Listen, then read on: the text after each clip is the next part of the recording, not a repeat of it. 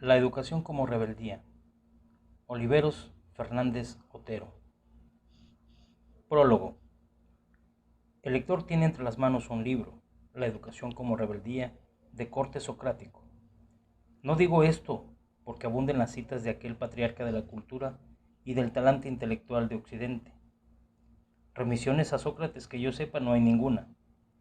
Tampoco lo digo por alguna concomitancia entre el lastimoso episodio de la cicuta y la vida del profesor Oliveros Fernández Otero.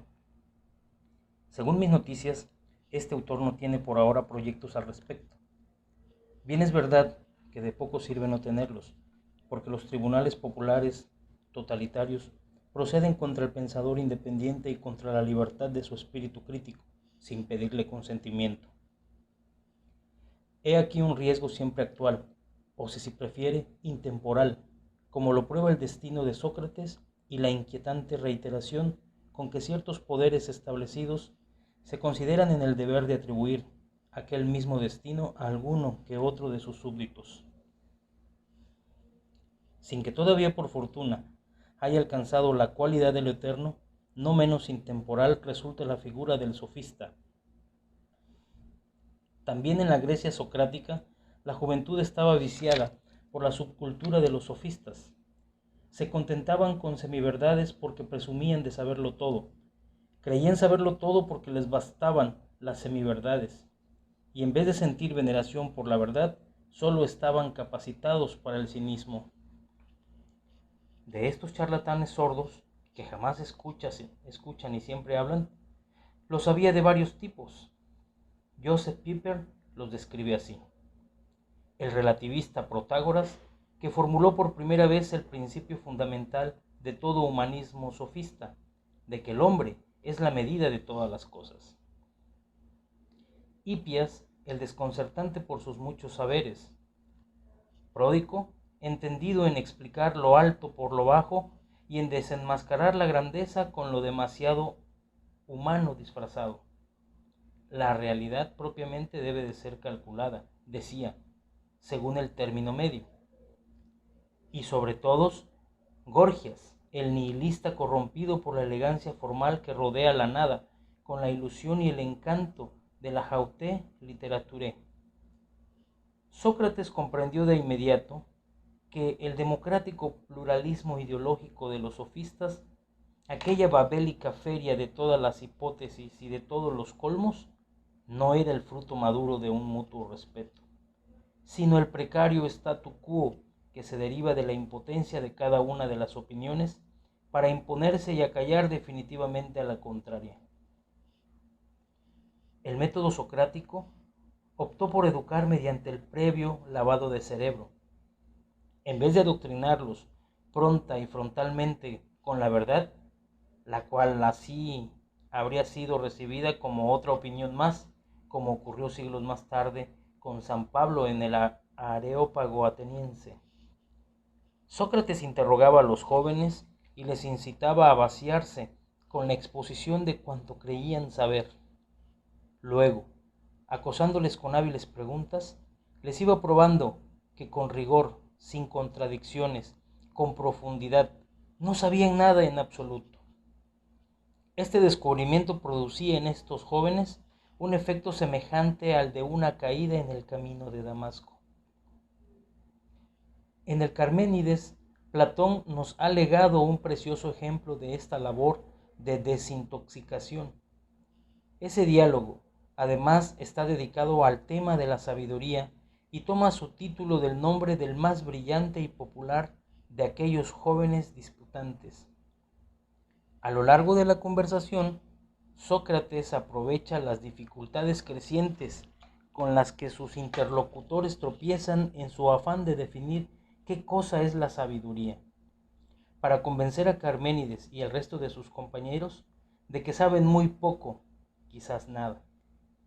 De esta manera, el sagaz maestro les metía en el alma la saludable convicción de saberse ignorantes, pues sólo cuando con humildad se sabe que no se sabe nada, se ha comenzado a vencer al demonio mudo y estéril de la suficiencia intelectual y el entendimiento adquiere aquella contemplativa apertura hacia la realidad objetiva, y busca con temblor y veneración la verdad. Esta es la gran lección socrática, que para alcanzar la sabiduría previamente hay que adquirir el talante del sabio, y ese talante, no es ninguna paradoja, consiste en la humilde convicción de ser ignorante. Esta es la plataforma imprescindible para educarse en la búsqueda, cada vez más profunda, nunca satisfecha, de lo realmente verdadero. Por desgracia, este talante no se regala a nadie. Es necesario conquistarlo con esfuerzo, al menos con el de la perseverancia, en el deseo de la autenticidad intelectual. En algunas épocas en las que los sofistas parecen haber recibido el poder y la gloria, aquella conquista puede revestir perfiles épicos.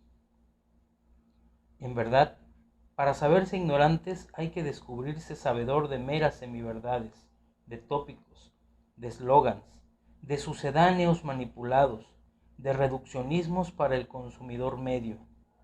Hay que disponerse a amar a la verdad verdadera, lo suficiente como para reconocer, sin reticencias ni esteticismos, que lo que se sabe, lo que creemos orgullosamente dominar, es pura ignorancia.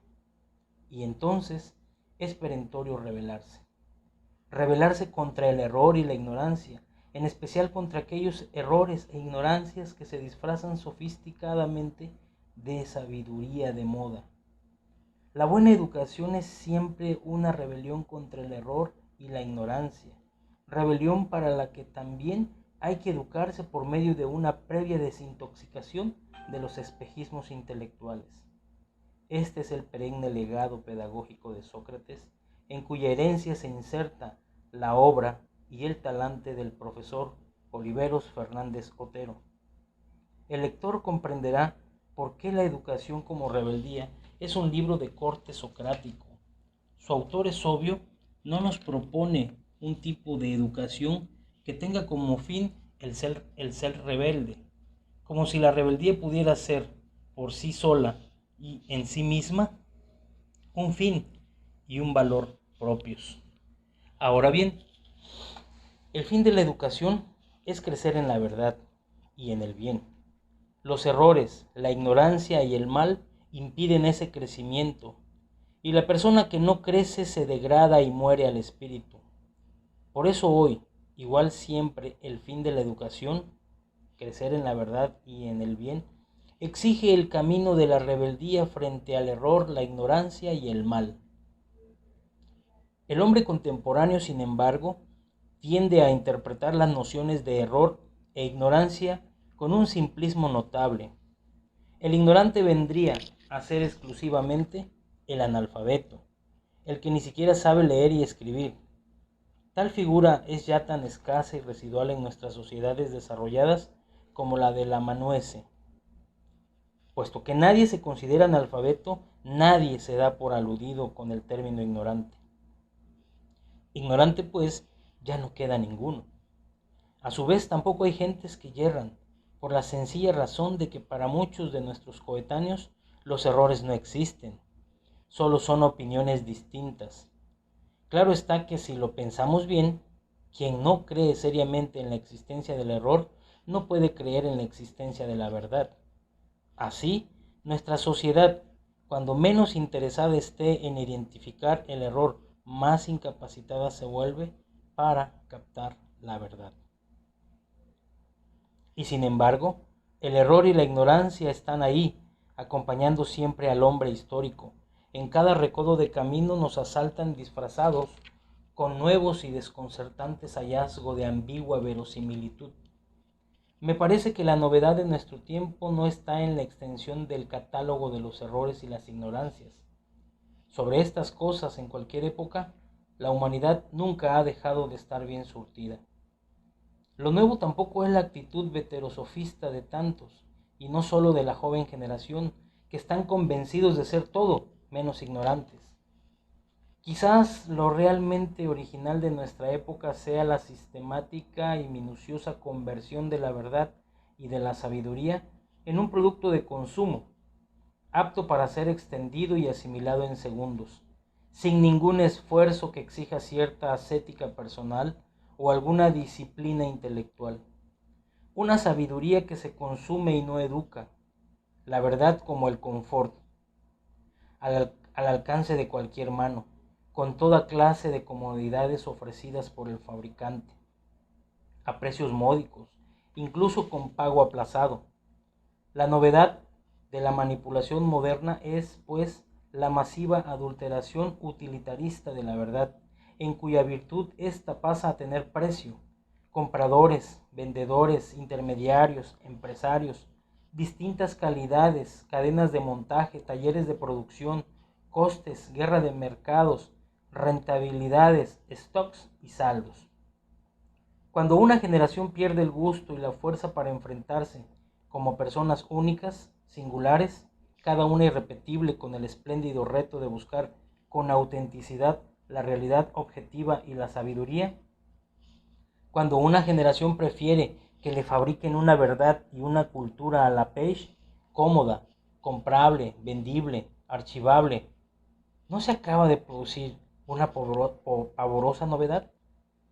¿No hay aquí una impotencia enfermiza de vivirse como persona? ¿No estamos en presencia de una como invencible y tibia lujuria de diluirse en lo colectivo, en el seguro anonimato de los sucedáneos masivos? Hay un lazo, posiblemente de hierro, entre la comercialización consumista de la sabiduría, entre el utilitarismo sofista y la despersonalización galopante de esos números humanos incapaces de advertir que se han disuelto en la estereotipada identidad de la masa y el colectivismo totalitario. A la altura de agosto de 1930, escribía Ortega y Gasset: hay una delicia epidérmica en sentirse más, en no tener destino exclusivo. El hombre se socializa, la cosa carece de novedad en la historia humana, casi ha sido la más frecuente. Lo raro fue lo inverso, el afán de ser individuo intransferible, incanjeable, único. Lo que ahora acontece nos aclara la situación del hombre en los buenos tiempos de Grecia y de Roma.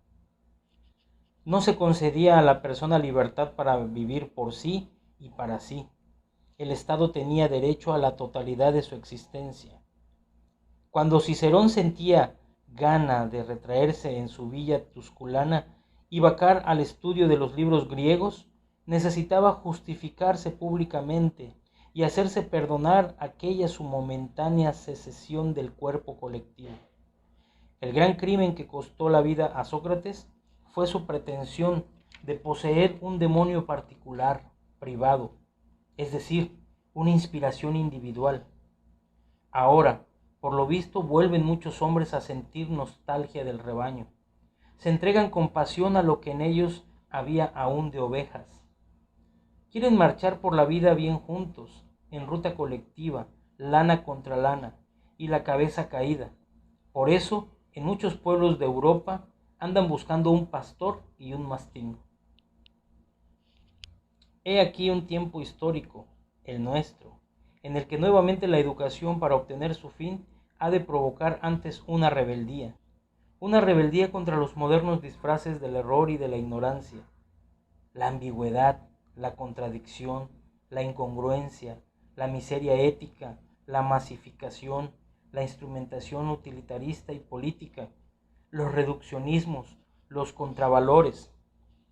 El libro del profesor Oliveros Fernández Otero es un revulsivo enriquecedor del espíritu crítico de los educadores, un libro por tanto de interés general, porque todos somos educadores, al menos de nosotros mismos. Un libro que afila nuestra sensibilidad para detectar los sucedáneos de la verdad, las manipulaciones de la misma, las falsas sabidurías que nos dispone a la fecunda y perspicaz humildad de sabernos ingenuos e ignorantes. ¿Y qué hace crecer en nosotros aquel deseo personalizante, educador, que solo se sacia con la verdad verdadera? Por lo demás no es poco. Hoy día, poder adelantarle al lector que el título de este libro no parece responder a imperativos de su comercialización, ni a las habituales argucias de la publicidad, sino sencillamente a su contenido literario. Aún más, la educación como rebeldía sintetiza una antigua y característica posición científica del autor, manifestada con múltiples variantes y matices a través de su amplia y brillante producción bibliográfica.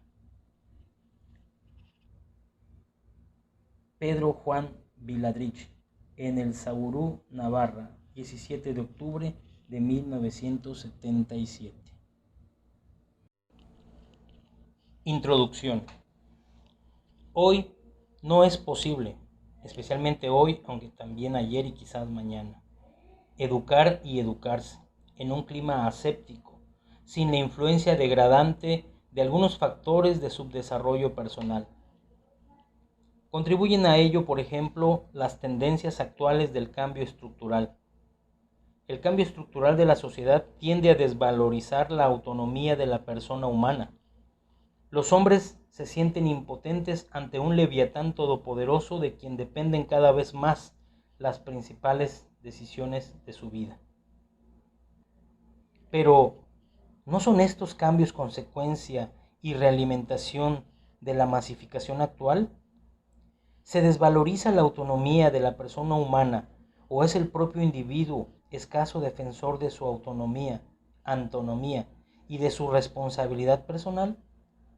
¿Prefiere el ser humano, por razones de convivencia, equivocarse con la masa que tener razón contra ella? En todo caso, el papel de la educación no debiera ser el de contribuir a la masificación, a la robotización del hombre. ¿O tal vez es un papel insignificante hoy el de la acción educativa?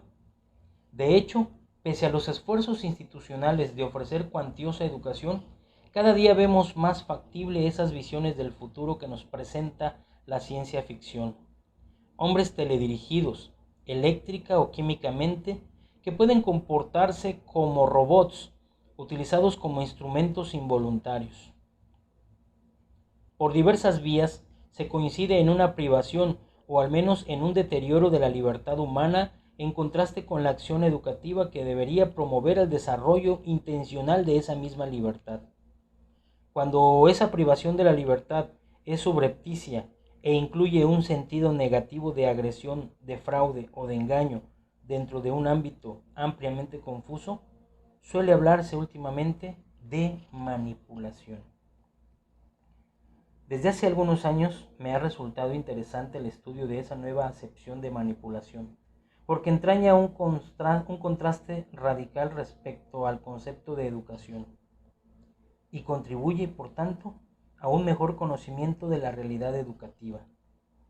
El contenido de este pequeño libro plantea la acción de los educadores como un tipo de rebeldía en función de valores frente a los efectos fácilmente observables de la manipulación. Número 1. Manipulación. Puesto que en otras ocasiones he escrito acerca de la educación y la manipulación, no quisiera repetir el contenido de aquellas páginas. Solamente haré algunas precisiones acerca de la manipulación, a fin de que el lector no necesite recurrir a otras lecturas para comprender el contenido de los capítulos que siguen. En el concepto de manipulación debe destacarse, sin duda, el engaño. Consiste en ofrecer una información selectiva y parcial para conseguir en otras personas decisiones que no se hubieran tomado en el caso de disponer de información completa y veraz. Servus Navarro distingue los siguientes elementos en una verdadera manipulación. A. Un sujeto manipulador consciente. B. Una persona humana como objeto manipulado. C. Un objeto o sujeto pasivo de manipulación no consciente de que se actúa sobre él. Puede haber mayor o menor intencionalidad en quien manipula. Puede faltar en otros casos el manipulador consciente. Los efectos del reduccionismo operado se producirán igualmente en los posibles, aunque no previstos, destinatarios. Pero no cabe hablar en sentido estricto de manipulación si falta la intencionalidad. Hay personas que transmiten inconscientemente slogans y modas con efectos reductores en otros seres humanos. Estrictamente no manipulan, pero su ingenua colaboración es con frecuencia el resultado de una omisión, la de no pensar o la de no informarse acerca del trasfondo de esos eslogans y modas.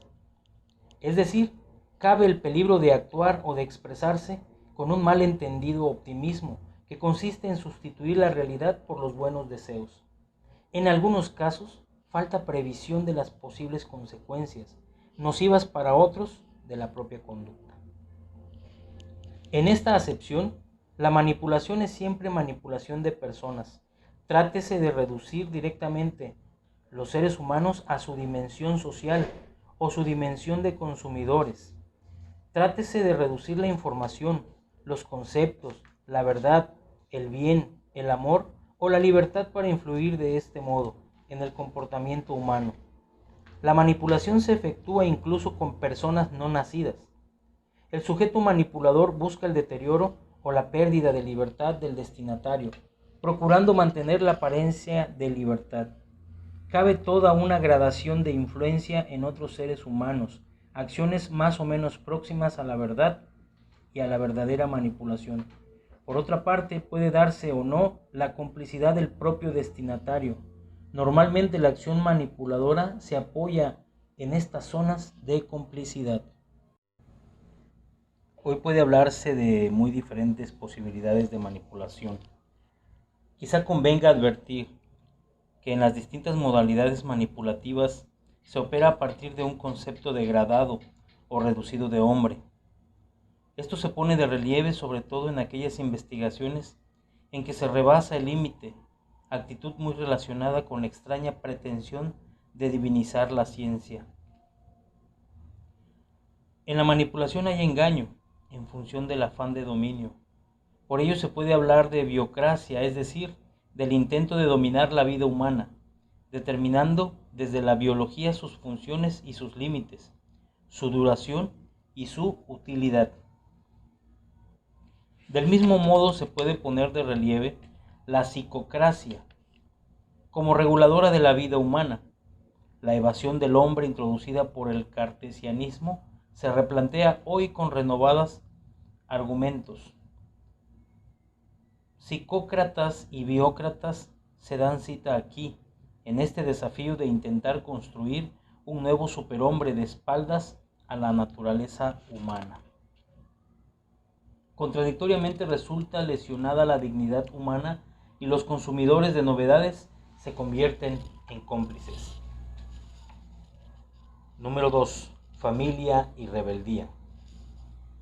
Podría añadir otras referencias a la acción manipuladora, pero alargaría quizás innecesariamente estas páginas en las que se introduce el tema de la rebeldía educativa. ¿Por qué es necesario rebelarse en el ejercicio del quehacer educativo? Sin el prejuicio de volver más adelante sobre ello, diré que la presión social indefinida, factor implicado en el concepto de manipulación, obliga a esa positiva rebeldía.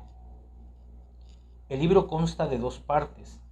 En la primera se relaciona rebeldía y proceso educativo. En la segunda, rebeldía y acción educativa. Quisiera hacer notar, sin embargo, la unidad de enfoque.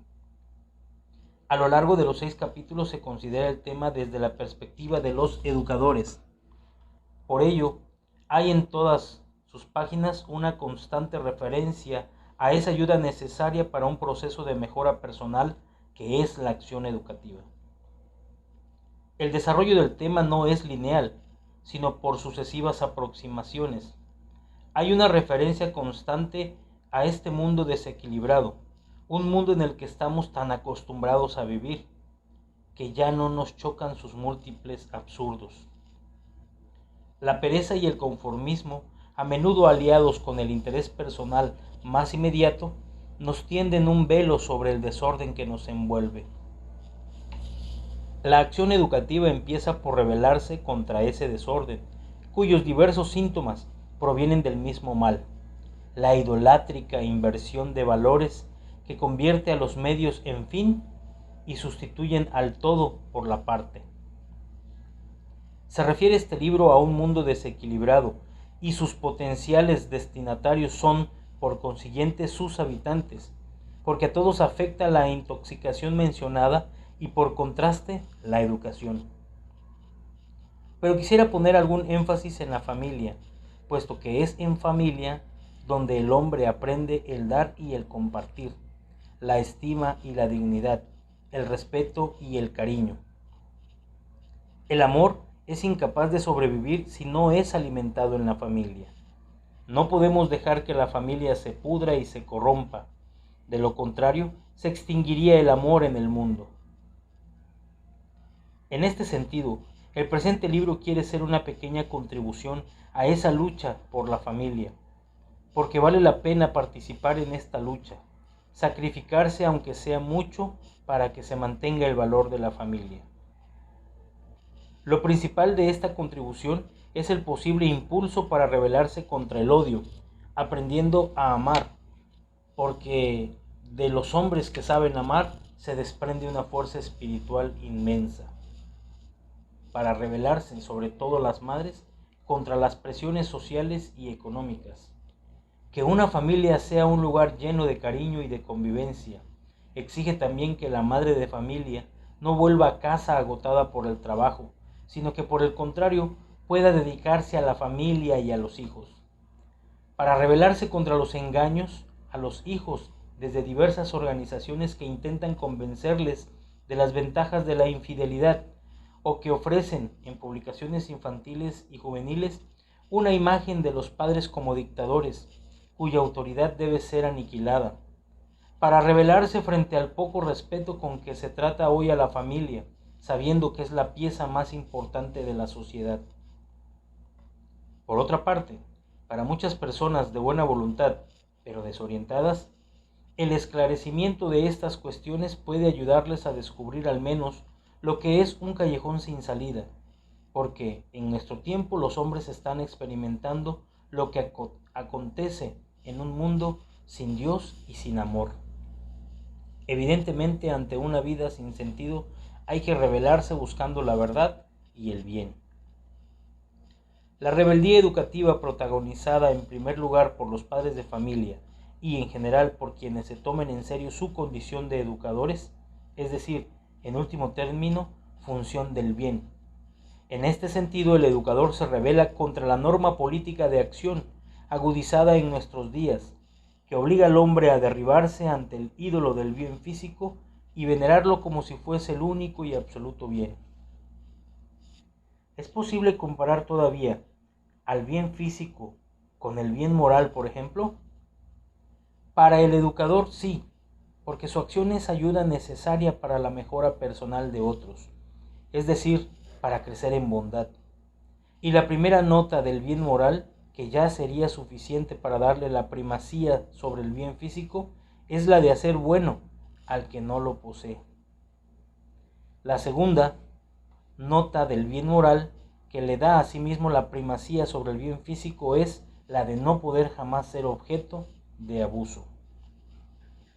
Como es obvio, los bienes físicos son importantes, pero son siempre menos importantes que los bienes morales, aunque la aceptación de una verdad tan trivial cause desagrado a nuestra imperfección. La rebeldía educativa se ejerce, en este caso, frente al abuso del bien físico, de estas cosas materiales, útiles si no se absolutizan, que por sí mismas no hacen bueno al hombre, no le perfeccionan ni edifican, y son como el agua del mar que aumentan la sed del que la bebe. Pero es admisible esta rebeldía educativa en una sociedad en la que todas las estructuras conducen al materialismo, en la que todas las ideologías totalitarias del signo político que sean coinciden en una reducción materialista. Por lo menos siempre se le permitirá al educador distinguir entre el bien físico y el bien moral, para desvanecer el engaño nacido de la confusión que entraña la palabra bien en el mundo actual. Por otra parte, en el largo camino de la insatisfacción al bien, la acción educativa es una rebeldía pacífica, en contraste radical con la ideología de la violencia. Se comprenderá fácilmente si se estudian las razones que desautorizan su ejercicio. Al final, la violencia es un instrumento más al servicio de los valores materiales. Aquí radica el verdadero problema de la violencia, que no podrá encontrar solución más que en una concepción del hombre y de la sociedad que respete el papel del espíritu. Lo ha visto claramente Marcel al afirmar que el verdadero problema de nuestro tiempo es volver a poner el espíritu en su sitio. Pienso que lo anteriormente escrito es suficiente para introducir al lector en el contenido de los 6 capítulos que siguen. Sin embargo, no quisiera terminar esta introducción sin expresar mi agradecimiento a quienes me ayudaron tan eficazmente en sus críticas a alcanzar esta tercera redacción del libro. Nació, en efecto, como una breve comunicación al Sexto Congreso Nacional de Pedagogía.